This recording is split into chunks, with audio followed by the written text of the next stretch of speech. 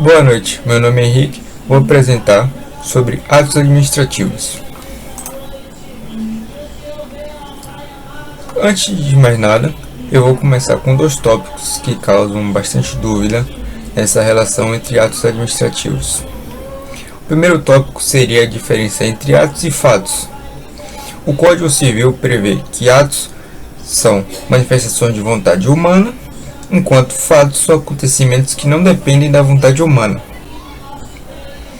O tópico 2 seria a diferença entre atos da administração e atos administrativos. O conceito de atos da administração é muito mais amplo e ultrapassa os limites da seara administrativa, incluindo, por exemplo, atos políticos e atos de direito privado. Nesse sentido, é importante falar sobre o conceito de atos administrativos, que são atos formais que manifestam a vontade da administração, buscando sempre atender o interesse público no contexto do regime jurídico de direito público. Os atos administrativos eles possuem 5 elementos: sujeito, objeto, forma, motivo e fim. O sujeito é o agente, é aquele que pratica a ação em nome do órgão. O objeto é a coisa sobre a qual o ato administrativo diz respeito, quer produzir seus efeitos sobre aquele objeto. A forma seria a manifestação dessa vontade, seria o meio da manifestação dessa vontade. O motivo são as razões de fato e de direito que orientam a administração a seguir aquele caminho. E a finalidade é o resultado esperado com aquele determinado ato administrativo.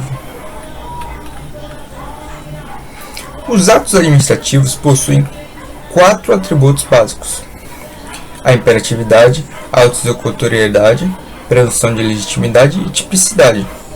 A imperatividade é o atributo que garante que o ato administrativo será cumprido mesmo sem a concordância do administrado.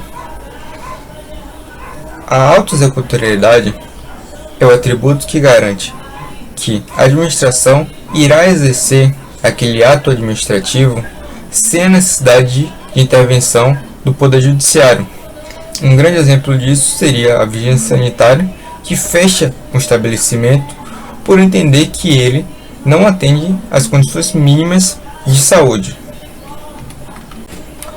Continuando, nós temos a presunção de legitimidade, que é o atributo que garante a presunção de que aquele ato administrativo seguiu perfeitamente o comando legal e tudo que está lá naquele ato administrativo é verdadeiro.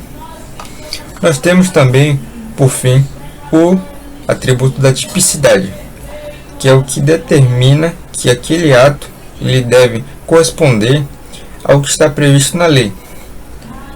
Lembremos do artigo 5º da Constituição, que fala que ninguém será obrigado a fazer ou deixar de fazer algo senão em virtude da lei, mas isso vale tão somente para os particulares. Para os administradores, o que vale é a legalidade estrita. O administrador não pode fazer nada que não esteja devidamente previsto em lei. A doutrina divide os atos administrativos em algumas classificações, começando pela de prerrogativas, a qual divide os atos administrativos em atos de gestão e atos de império.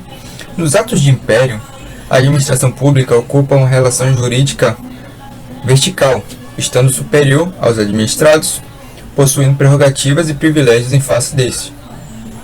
Enquanto, nos atos de gestão, a administração e o administrado ocupam uma relação jurídica horizontal, nenhum possui privilégios em relação um ao outro.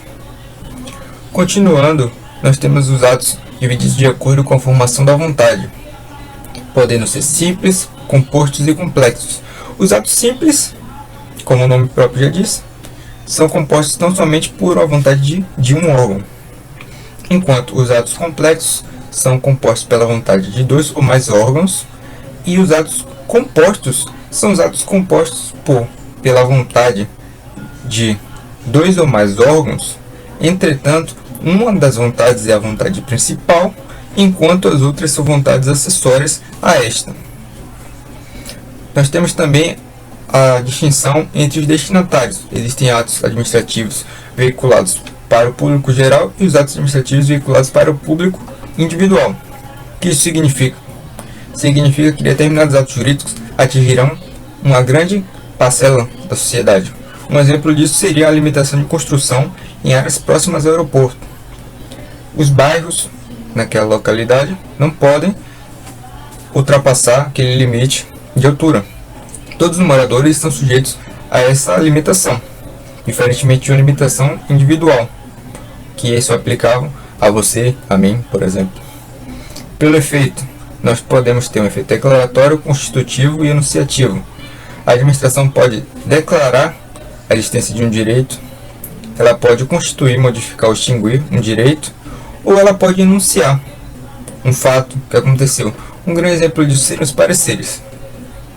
Nós temos também a liberdade de ação, que é muito importante, que divide os atos em atos vinculados e atos discricionários. Os atos vinculados são aqueles que, na hipótese de que as condições estejam cumpridas, o administrador deverá fazê-las. Os atos discricionários estão sujeitos a um juízo de oportunidade e conveniência. E por fim nós temos a exequibilidade, que divide os atos administrativos em 4 classes: perfeitos, imperfeitos, pendentes e consumados. Os perfeitos são aqueles que seguiram completamente a trajetória legal de validade. Os imperfeitos são aqueles que se esbarraram no caminho sobre algum requisito de validade, enquanto os atos pendentes são aqueles atos que cumpriram todo o caminho de validade, mas estão sujeitos a um termo ou alguma condição. Eles estão suspensos, esperando um caso, um si, para que eles entrem em vigor. E por fim, nós temos os atos jurídicos consumados, que são aqueles que já esgotaram completamente seus efeitos. Agora eu vou falar sobre a extinção dos atos administrativos. A extinção dos atos administrativos pode se dar por 5 formas: a natural, a subjetiva, objetiva, a caducidade e o desfazimento voluntário por parte da administração pública. O natural seria a hipótese de exaurimento dos efeitos daquele ato. Ele cumpriu o papel dele, portanto deixa de existir do ponto de vista jurídico. A subjetiva seria pelo desaparecimento do sujeito beneficiado. Um grande exemplo disso seria a morte de um servidor público, na qual todo e qualquer ato administrativo vinculado a ele, a partir daquele momento, deixa de existir, porque ele morreu, ele deixou de existir também. A objetiva seria pela perda do objeto, na hipótese de desapropriação, por exemplo. Eu sou administrador, quero desapropriar um prédio, entretanto esse prédio desaba, pega fogo, eu perdi o objeto, não existe mais por que desapropriar um monte de escombros. Nós temos também a caducidade, que seria o advento de uma lei nova, superando a anterior, a fim de evitar a inconsistência no ordenamento jurídico. Nós temos, por fim, o desfazimento voluntário por parte da administração pública. Pode acontecer por anulação, cassação e revogação. A revogação acontece quando a administração entende que aquele ato administrativo não atende mais os requisitos de oportunidade e conveniência, podendo se desfazer dele, desde que não seja um ato vinculado. E também não possui efeitos retroativos sobre todos aqueles que se beneficiaram daquele ato administrativo.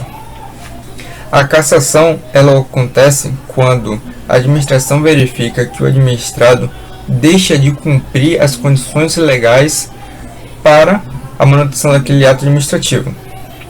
E a anulação acontece quando ela verifica que o ato administrativo foi realizado sem observância legal, possuindo vícios insanáveis, como por exemplo o vício no motivo, sendo importante mencionar a teoria dos motivos determinantes, que os motivos vinculam o ato. Caso aqueles motivos não existam, aquele ato é completamente ilegal.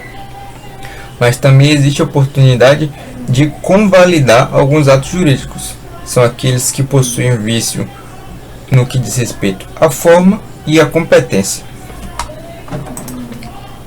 Na apresentação, utilizei o manual de Maria Silva Zanella de Pietro. Com isso, termino minha apresentação. Muito obrigado.